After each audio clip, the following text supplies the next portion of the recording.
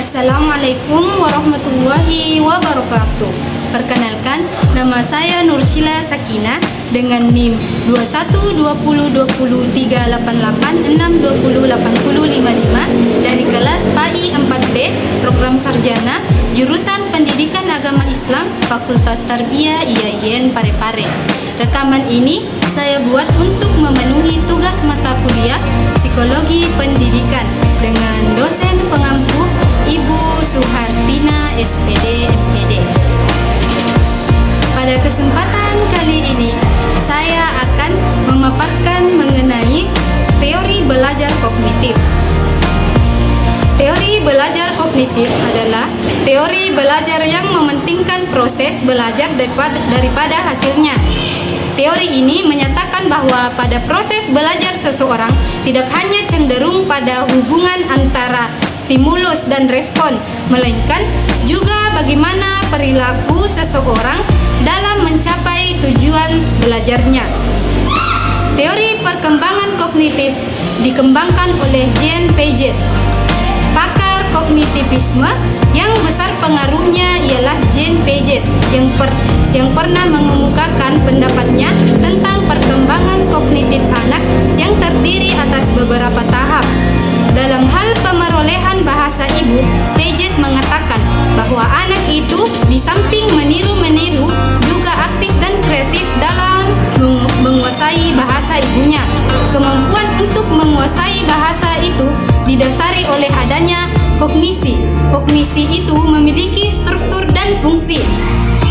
Fungsi itu bersifat genetik, dibawa sejak lahir, sedangkan struktur kognisi bisa berubah sesuai dengan kemampuan dan upaya individu. Teorinya memberikan banyak konsep utama dalam lapangan psikologi perkembangan dan berpengaruh terhadap perkembangan konsep kecerdasan. Menurut Piaget, bahwa belajar akan lebih berhasil apabila disesuaikan dengan tahap perkembangan kognitif. Peserta didik hendaknya diberi kesempatan untuk melakukan eksperimen dengan objek fisik yang ditunjang oleh interaksi dengan teman sebayanya dan dibantu oleh pertanyaan dari guru. Guru hendaknya banyak memberikan rangsangan kepada peserta didik agar mau berinteraksi dengan lingkungan secara aktif, mencari dan menemukan berbagai hal dari lingkungan. Implikasi teori perkembangan kognitif Piaget dalam pembelajaran adalah bahasa dan cara berpikir anak berbeda dengan orang dewasa. Oleh karena itu, guru mengajar dengan menggunakan bahasa yang sesuai dengan cara berpikir anak. Anak-anak akan belajar lebih baik apabila dapat menghadapi lingkungan dengan baik. Guru harus membantu anak agar dapat berinteraksi dengan lingkungan dengan sebaik-baiknya. Bahan yang harus dipelajari anak hendaknya dirasakan baru tetapi tidak asing. Berikan peluang agar anak belajar sesuai tahap perkembangannya. Di dalam kelas, anak-anak hendaknya diberi peluang untuk saling berbicara dan diskusi dengan teman-temannya. Menurut Piaget, perkembangan kognitif merupakan suatu proses genetik, artinya proses yang didasarkan atas mekanisme biologis dari perkembangan sistem syaraf. Semakin bertambah umur seseorang, makin kompleks susunan sel syarafnya dan makin meningkatkan pula kemampuannya. Sehingga ketika dewasa, seseorang akan mengalami adaptasi biologis dengan lingkungannya yang menyebabkan adanya perubahan kualitatif di dalam struktur kognitifnya.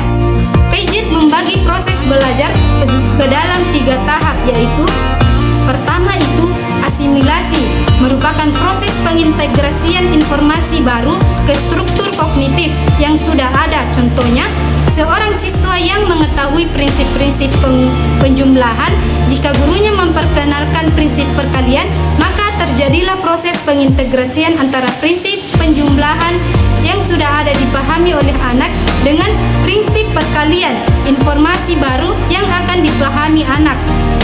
Yang kedua itu akomodasi. Akomodasi merupakan proses penyesuaian antara struktur kognitif ke dalam situasi situasi yang baru. Penerapan proses perkalian dalam situasi yang lebih spesifik.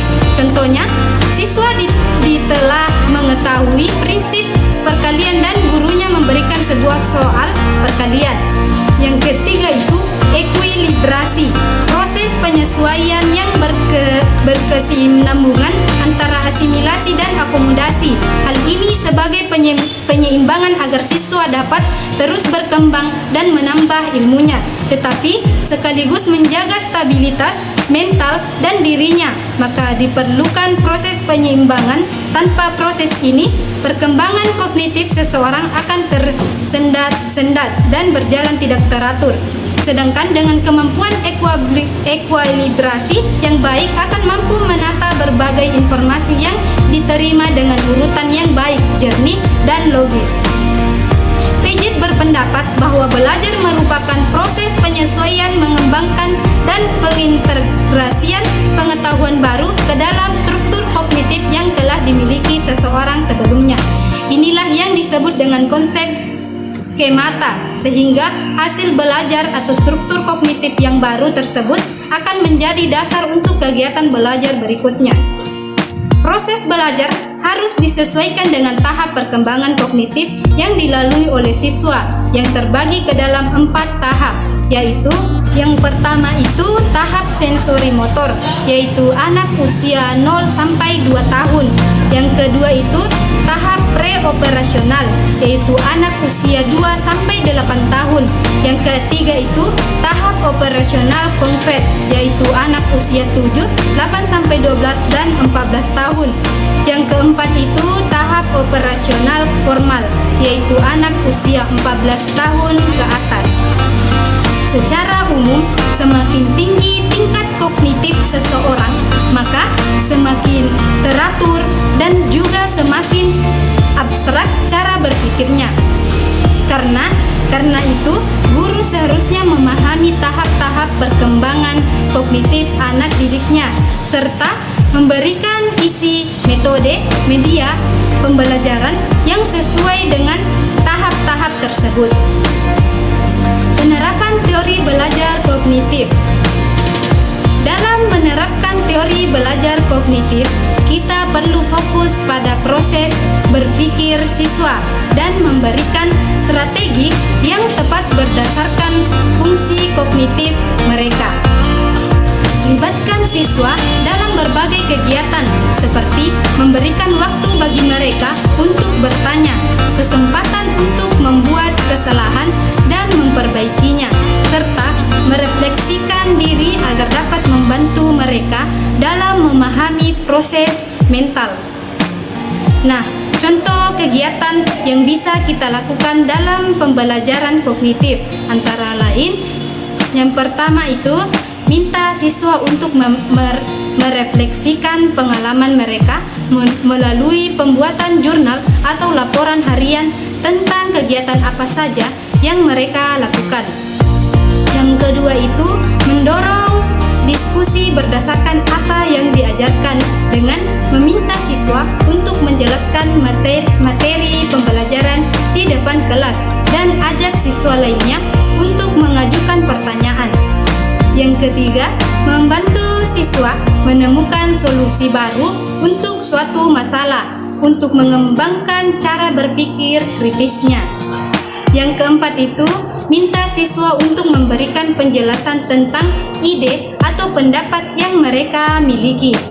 Yang kelima, membantu siswa dalam mengeksplorasi dan memahami bagaimana ide-ide bisa terhubung. Yang keenam, meningkatkan pemahaman dan ingatan siswa melalui penggunaan visualisasi dan permainan dalam menyampaikan materi. Itulah tadi pemaparan dari saya mengenai teori belajar kognitif. Saya Nursyila Sakinah, pamit undur diri. Wassalamualaikum warahmatullahi wabarakatuh.